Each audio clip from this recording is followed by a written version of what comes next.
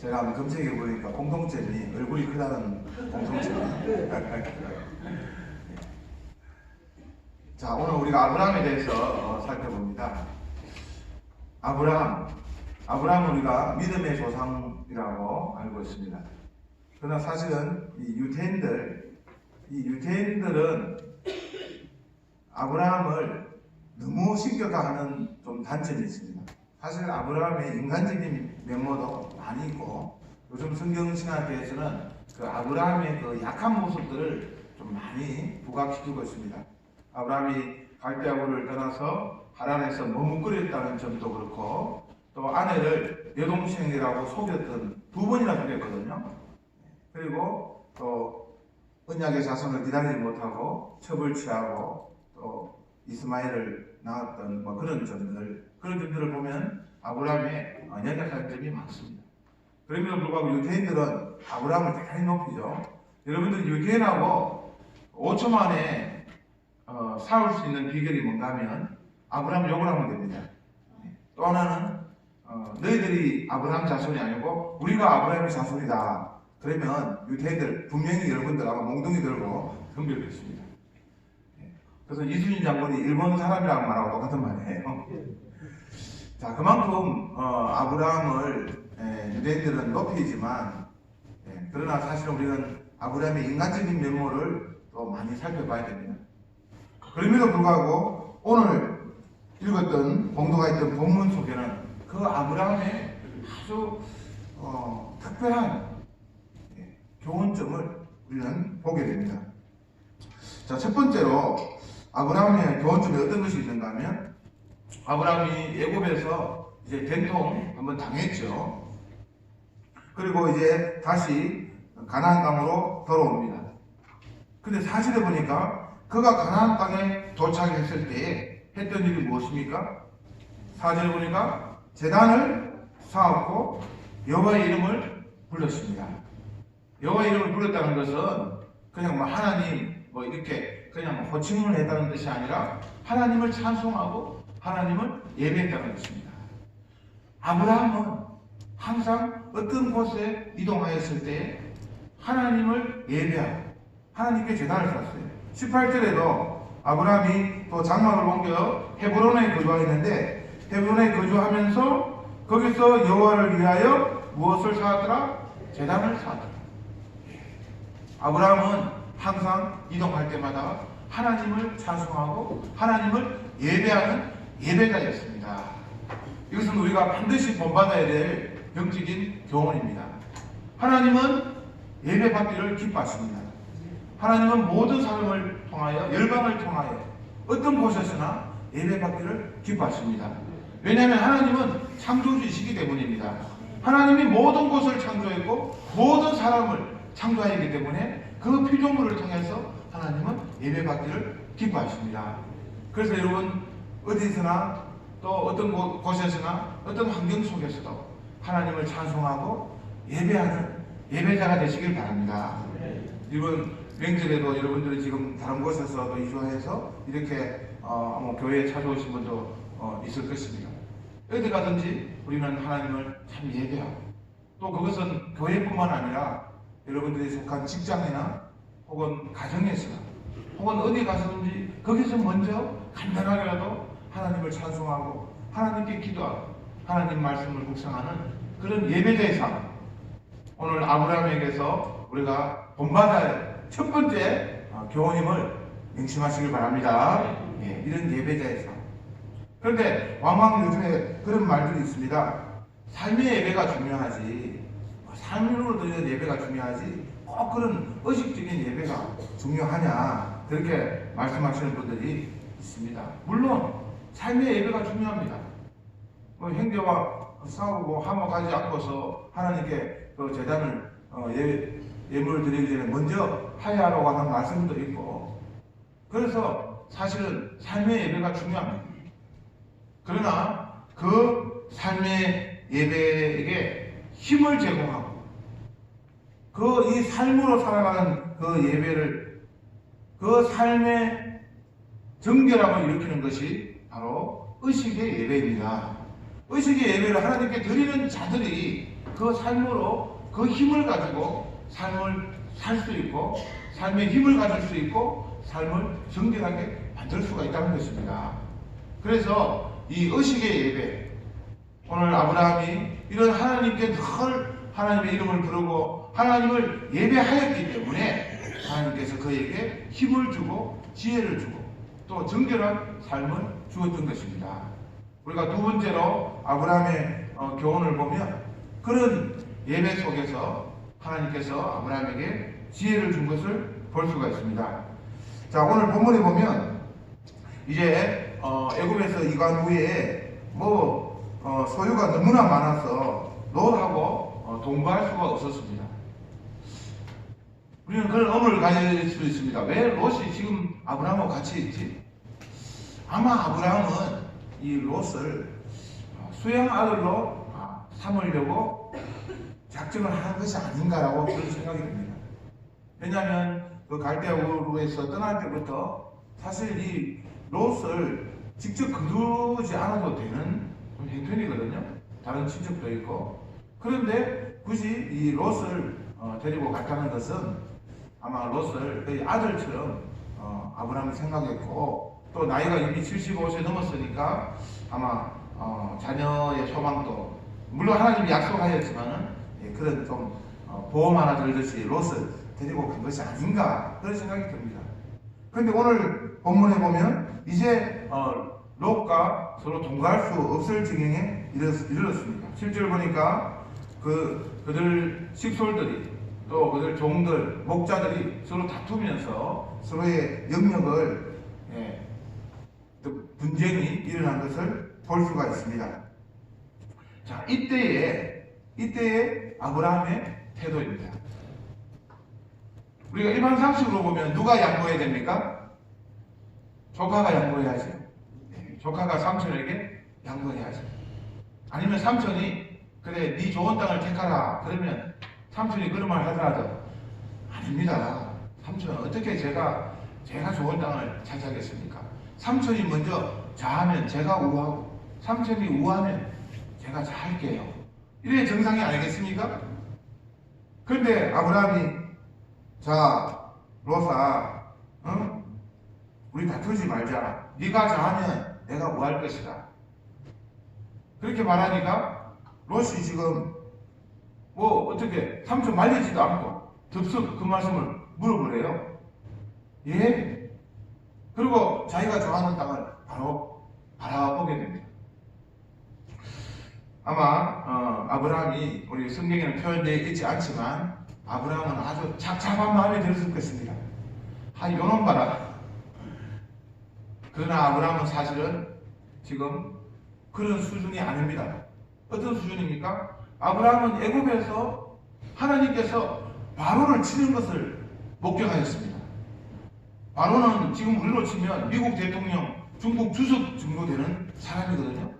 그 바로를 하나님이 혼을 내는 것을 보면서 야, 우리 하나님은 전능하신 이 땅의 주권자이시고 우리 모든 땅이 모든 우리의 인생이 하나님 것이다.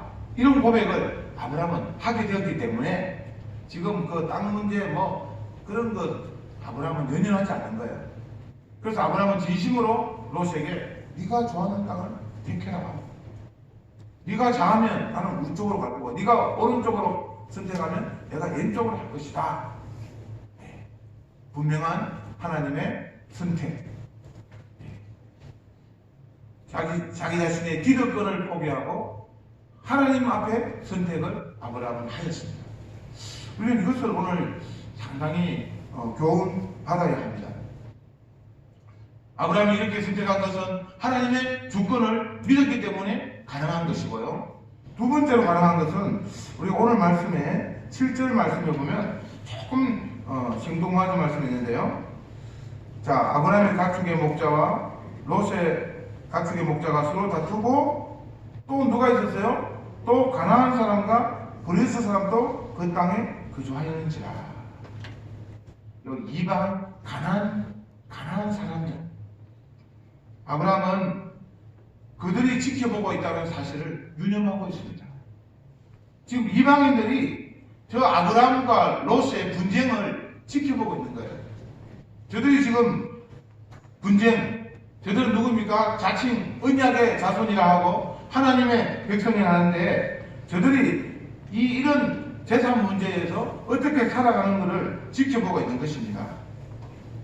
그때 아브라함은 세상 사람들이 보는 앞에서 신자가 물질 때문에 다투는 이런 추한 모습을 보이기 싫은 것입니다. 마태복음 5장 9절에 화평케 하는 자는 복이 있다고 했고 마가복음 9장 50절에 서로 화목하게 지내라는 말씀을 아브라함은 그 말씀 그대로 살아계신 하나님의 백성이라는 사실을 그런 기득권에 연연하지 않고 오히려 쿨하게 상대방에게 선택권을 주는 그런 모습을 보이고 있는 것입니다. 이런 아브라함, 우리는 오늘 한번 다시 봐야 됩니다. 또한 오늘 본문에는 지금 하나님에 대한 하나님께서 아브라함에게 어떤 언지를 주거나 하나님께서 아브라함에게 너는 이렇게 살아라 그런 말씀이 없습니다. 하나님은 침묵하고 계십니다. 그러나 우리가 그 14절 이하에 보면 하나님이 아브라함에게 또 다른 축복을 주시는 것을 보면 하나님은 이 아브라함의 결정을 지켜보고 계셨다는 것입니다. 하나님은 우리의 삶의 일련에 때로는 침묵하십니다. 구원이나 이 구속사 같은 데 주로 하나님이 개입하시지만 우리 일반적인 어떤 삶의 우리가 어떤 집을 선택할 것인가, 어떤 사람을 선택할 것인가, 어떤 직장을 선택할 것인가, 하나님은 때로는 침묵하십니다. 그러나 우리 하나님은 결코 눈을 감으시는 분이 아니시라는 것을 알 수가 있습니다. 하나님은 우리가 어떤 선택을 할 것인가, 어떤 삶의 자리에 갈 것인가를 하나님은 관심 있게 지켜보고 있다는 것입니다. 하나님은 우리가 기왕이면 인격적이 되고 기왕이면 멋지게 선택하고 당당하게 살기를 원하신다는 것을 오늘 이 아브라함의 교훈을 통해서 알 수가 있습니다. 그래서 우리는 오늘 이 아브라함처럼 정말 이 세상을 살아가면서 정말 하나님의 자녀답게, 하나님의 백성답게 분명한 선택을 해야 할 때 분명한 선택을 하시는 여러분 되시길 바랍니다. 그런데 아브라함이요 성격이 물러가지고 어떤 분은 그럽니다. 아브라함이 결정장애가 있는 거 아니냐, 선택을 잘 하지 않는, 그래서 늘 이렇게 그냥 양보하는 스타일이 아닌가 이렇게 생각할 수가 있는데 사실은 그렇지 않습니다. 왜 그런가 하면 지금 이 아브라함의 이 목자들이 다투었잖아요. 종들이 다투었잖아요. 지금 종들이 아브라함에게 와가지고 롯에 대해서 대단히 어필하고 항의했을 겁니다. 주인님, 이 조카가 버릇없이 지금 삼촌의 영역을 저렇게 차지하고 저거 돈 좀 내야 됩니다. 저들을 쫓아내야 됩니다. 저들은 더부살이고 우리가 지금 본토인데 저 혼을 좀 내야 됩니다. 그러면서 주인 아브라함의 결정을 지켜보았을 것입니다. 그러나 아브라함은 지금 무조건 양보하는 게 아니에요. 이 종들에게는 오히려 아브라함 입장에서는 뭐예요? 리더십이에요. 지도력이에요. 종들에게는 오히려 손해보는 그런 결정을 한 것이에요. 그렇지만은 동등한 어떤 신분이나 어떤 이 동등한 자리에 있을 때 그게 중요해요. 어떻게 보면 지금 종들이나 이런 문제가 아니라 지금 자기의 기득권이 자기의 자리나 자기의 직분이나 이런 것이 손실을 입고 손해를 입고 그것 때문에 분쟁이 일어날 그 상황 가운데서 그때에 자기의 자리를 포기하고 자기의 기득권을 넘기는 그런 모습이 오늘 이 아브라함에게 주어진 바로 양보의 모습입니다. 우리는 그런 선택을 해야 할 때가 많습니다.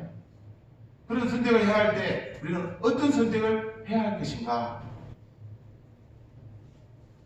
저는 대학 4학년 때 한 분이 기억나는데 최용덕 씨라고 아십니까? 낮의 해처럼 밤의 달처럼 갈릴리 마을 숲속에 작곡하신 분이잖아요.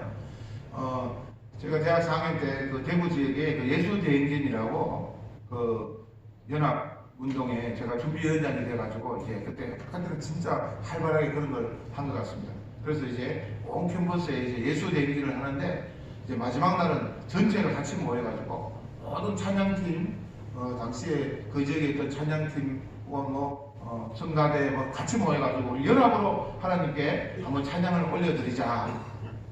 그런데 그 진행을 누가 해야 될 것인가? 그럴 때 모두가 이구동성으로 최용덕 씨가 해야 된다. 그죠? 그 가장 유명한 분이시기 때문에. 그래서 이제 모여서 이제 각 대표들이 모여서 회의를 하는데 최용덕 씨가 아닙니다. 저는 조용히 뒤에서 기도하는 역할을 하겠습니다. 제가 앞에 나서지 않겠습니다. 그리고 그 집회할 때 진짜 한쪽 모퉁이에서 오히려 기도하면서 그 서 있는 모습이 그 자체가 저는 그 예수대기를 하도 기억 안 나고 저 최영덕 씨의 저 삶을 나는 항상 기억해야 되겠다. 그런 생각이 납니다. 바로 그러한 정말 우리가 때로는 양보해야 될 때 우리의 기득권을 포기하고 선택권을 넘겨주는 그런 자세 때문에 아브라함은 하나님 앞에 더 기쁘게 여김을 받았고 그 삶이 축복을 받은 것 같습니다. 그에 반해서 롯은 어떻습니까? 롯은 어떤 입장, 롯은 어떤 스탠스를 취했습니까? 삼촌에게 양보하는 것도 없이 요단 동편을 봤는데 요단 동편이 결국은 나중에 멸망받는 무슨 땅이죠? 소돔과 고모라예요. 소돔 땅이 된 것입니다. 오늘 본문에 특별히 이 롯이 보았던 땅 13절 보시면요. 13절 롯 소돔 사람은 여호와 앞에 악하며 큰 죄인이었더라. 여기 크다는 뜻이 뭔가 하면 바로 풍성하다, 풍부하다 뭐 이런 뜻이 있어요. 그 소돔 땅, 그 요단 동편이 아주 풍성하고 풍부한 땅이었지만 그러나 그것은 영적으로 아주 풍부한 죄인이고 풍성한 죄인들이 살고 있는 그런 땅이었다는 것입니다. 롯이 그 땅을 택했지만 롯은 아주 큰 죄악의 땅으로 들어가게 되었습니다. 눈으로 보기에는 어떠했습니까? 눈으로 보기에는 우리 10절에 보니까 얼마나 그 물이 넉넉하고 그 여호와의 동산 같고 여호와의 동산이 어디입니까? 에덴 동산이죠. 에덴 동산처럼 너무 풍성하게 보이는 거예요. 그러나 에덴 동산이 어떤 땅이었습니까? 결국은 죄로 인해서 쫓겨난 땅이 아닙니까? 그 다음에 또 무슨 땅과 같았더라 했어요? 애굽 땅과 같았더라. 애굽 땅. 이 롯의 눈은 땅밖에 안 보이는 거예요. 그냥 육신의 눈으로 그 기름진 땅밖에 보이지 않는 것입니다. 그 애굽 땅이 어떤 땅입니까? 그러나 가나안 땅은 하나님의 약속의 땅이잖아요. 롯도 그것을 알고 있는 것입니다. 하나님의 약속의 땅, 이미 아브라함으로부터 다 알고 있는 것입니다. 그러나 세상적인 눈으로 요단 땅을 바라보면서 결국은 롯이 어떤 수모를 당합니까? 결국은 자기 재산 다 약탈당하고 또 거의 쫓겨나다시피 그리고 소돔 멸망할 때 그 가족들도 그 땅의 속성에 다 물들어가지고 그 안에도 소금 기둥이 되고 그런 거 다 하시잖아요. 그죠? 예? 그런 수모를 당하고 맙니다. 베드로후서 2장 8절에도 롯이 저 중에 그하여 날마다 저 불법한 행실을 보고 들으므로 그 의로운 심령을 상하니라. 롯의 선택은 잘못된 선택이었다는 뜻입니다. 아브라함의 선택은 오히려 양보하는 선택이었지만 하나님이 기뻐하는 선택이었고 하나님께서는 그 아브라함에게 더 큰 축복을 약속하셨어요. 15절에 보니까 내 자손이 땅의 티끌 같게 하리니 사람이 땅의 티끌을 능히 셀 수 있을진데 내 자손도 셀자. 못 셀잖아요. 그죠? 땅의 티끌을 우리가 어떻게 다 해야 됩니까? 그 못 해야 될 정도의 그런 네 자손의 축복을 그 땅을 통하여 허락하겠다는 하나님의 약속입니다. 우리는 오늘 이 정반대의 선택을 보았습니다. 우리는 과연 어떤 선택을 할 것인가? LA 폭동 아시죠? 1984년에 그 LA에 큰 폭동이 있었습니다. 오늘 제가 주보에도 이렇게 소개했는데 이 LA 폭동 때에 그 흑인들이 이제 그죠? 애꿎은 우리 한인들에게 그 가게를 습격하고 막 가게 물건을 막 약탈하고 그런 일이 있었지 않습니까? 근데 그 신실한 한 집사님의 이야기를 저는 들었습니다.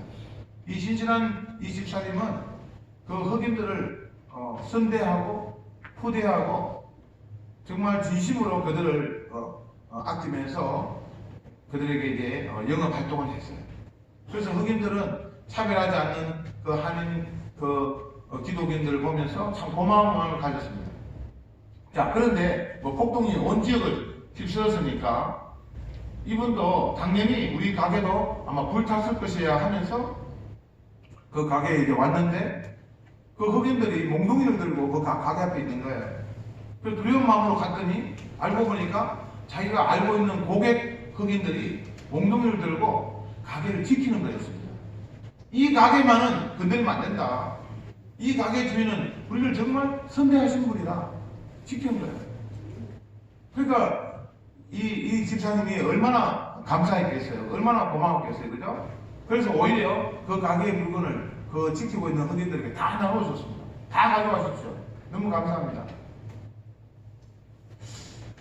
그런데 그 이후에 어떤 일이 벌어졌습니까? 불탄 가게들은 물건을 댈 수가 없는 거예요. 그죠? 예. 납품업체들이 그 물건을 댈 수가 없지 않습니까? 수리하기 전까지는. 근데 이 가게는 물건은 없지만 멀쩡하니까 모든 이제 납품업자들이 우선 그 가게에 물건을 다 대고 이 가게가 그 LA 지역에서 가장 큰 슈퍼마켓이 되었다는 이야기를 들으면서 야, 선대하는 사람, 후대하는 사람은 다르구나. 결정권을 양보하는 그런 아브라함의 모습이 생각나는 거예요. 두 번째로 오늘 제가 주보에도 이렇게 설교 이야기 나왔습니다만 이 조덕삼 장로님, 이장인 목사님, 우리 사진을 한번 같이 보면 좋겠는데 저는 이분들의 삶을 한국 교회사에서 아주 중요하게 다루고 있습니다. 그 이장인 목사는 17살부터 이 조덕삼 장로님, 우리 금산, 전북의 금산에 가면 거기에 이제 무성으로 17살부터 왼쪽에 여러분들이 보기에 왼쪽에 있는 분이 이장인 목사님이 그 무성으로 저 조덕삼 장로님은 금산에 아주 갑부예요. 그래서 무성으로 있었어요. 근데 이제 복음이 들어오면서 둘이가 같이 이제 조 장로님이 먼저 예수님을 영접하고 또 그 무슬민 이자익에게 이제 복음을 전해가지고 같이 이제 교회로 이동했어요. 그게 이제 금산교회, 우리가 알고 있는 기역자교회, 기역자교회. 자, 그래서 이제 같이 세례를 받고 신앙생활을 시작했습니다. 그러다가 이제 장로 투표를 하게 됐어요. 장로 투표를 하게 됐는데 이제 모두가 다 그 주인이 이제 조덕삼 장로님이 있고 또 가쁘고 그 교회를 그 기역자 교회를 조 장로님이 이제 흥분해가지고 교회를 세웠거든요. 그래서 당연히 조 장로님이 장로 투표에 될 것이라고 생각했는데 의외로 이자익, 저 무슬민 이자익이 장로가 됐어요. 갑자기 교회가 이제 술렁거리는 것입니다. 우리 한국 같은 지금 교회 같았으면 어떻게 했을까요? 아마 그 교인들 다 데리고 뭐 이렇게 뭐 어떻게 하는지 아마 뭐 무슨 그게 됐을 거예요, 그죠? 그런데 우리 주부에 있는 그대로 그때 조 장로님이 이런 말씀을 한 겁니다.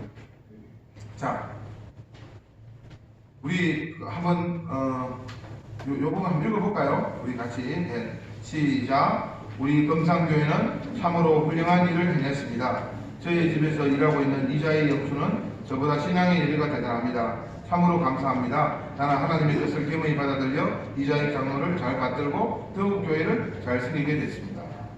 그래서 이제 주일이 되면 무슨 이자익은 당시 이제 목사가 없었을 때니까 교회에서 설교를 하고 조 장로님은 그 무릎에 앉아서 무릎을 꿇고 기도를 하고 또 설교를 듣는 그런 입장이 되었습니다. 물론 그 다음에 다시 장로가 되었습니다만은 그리고 더 놀라운 것은 그 이자익 그 장로를 횡령신학교에 보내서 신앙을 하게 하고 목사가 되게 하였습니다.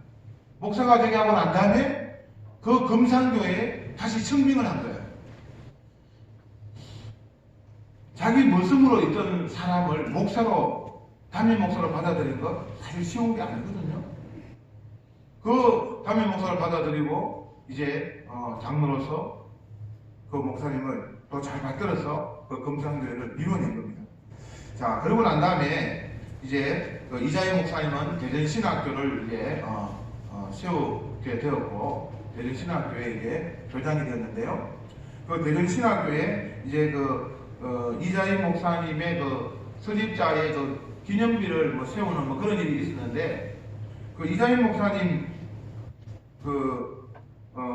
이자희 목사님 아들이 이규환 장로고요. 그다음에 조덕상 장로님 아들 우리 조생 장로님, 혹시 여러분 국회의원 아실 거예요, 그죠? 조생 예전에 분들은 다 아실 겁니다. 이제 그 장로님 앞으로 다가가서 허리를 90도로 굽히면서 이렇게 말했다고 합니다. 우리 할아버지께서 주인을 잘 만났습니다. 만약에 우리 할아버지께서 주인을 잘 만나지 못하셨다면 오늘 우리들도 없고 할아버지도 안 계셨을 것입니다. 그 말은 무엇입니까? 우리를 이렇게 선대했기 때문에, 무슨이었던 우리 가문을 선대하고 후대하였기 때문에 오늘날 우리가 이렇게 대전신학교의 설립자로서 이렇게 축하도 받고 감사도 받게 되었습니다. 진심으로 감사합니다. 이자희 목사님도 훌륭하지만 하나님께서 우리 조동상 장로님은 엄청나게 기뻐하셨을 것입니다. 롯에게, 조카인 롯에게 선택권을 양보한 그 아브라함을 하나님은 엄청나게 기뻐했을 것입니다. 때로는 우리는 이렇게 저주해야 되는 것입니다. 때로는 우리는 양보해야 되는 것입니다. 그래서 제가 예전에 한 말 있죠? 당신 멋져. 당신 멋져가 뭐예요? 당당하고 신나고 멋있게 제주자. 하나님은 아브라함에게, 아브라함 당신 멋져. 너 당당하고 신나고 멋있게 제주었다. 아브라함 너 멋져. 아마 하나님은 아브라함에게 엄지척을 아마 했을 것 같아요. 우리 옆 사람에게 한번 해보세요. 당신 멋져. 네? 당신 멋져. 감사합니다. 당신 멋져. 감사합니다. 이게 뭐예요? 당당하고 신나고 멋있게 저어주셔서 감사합니다. 당신 멋져. 혹은 당당하고 신나고 멋있게 저어주십시오. 당신 멋져. 혹은 우리 자신에게 당당하고 신나고 멋있게 져주자. 양보해주자. 손에 좀 보자. 비록 좁은 문일지라도 내가 그 좁은 문으로 들어가자. 내가 허리를 낮추어야 들어가는 문일지라도 내가 허리를 낮추고 들어가자. 그게 바로 겸손의 사람. 그게 바로 하나님 앞에 머리를 숙이는 사람. 하나님이 눈동자같이 보심을 기억하는 사람이고, 또 세상 사람 앞에 하나님 백성이 그렇게 당당하고 멋지게 선택하며 양보하는 삶을 보이는 것을 오히려 말로서가 아니라 몸으로서 보여주는, 저는 전도의 몸짓이라고 여겨집니다. 오늘 우리가 이 말씀을 통해서 두 가지 큰 교훈을 기억하시길 바랍니다. 첫 번째는 예배자의 삶을 살아가시길 바랍니다.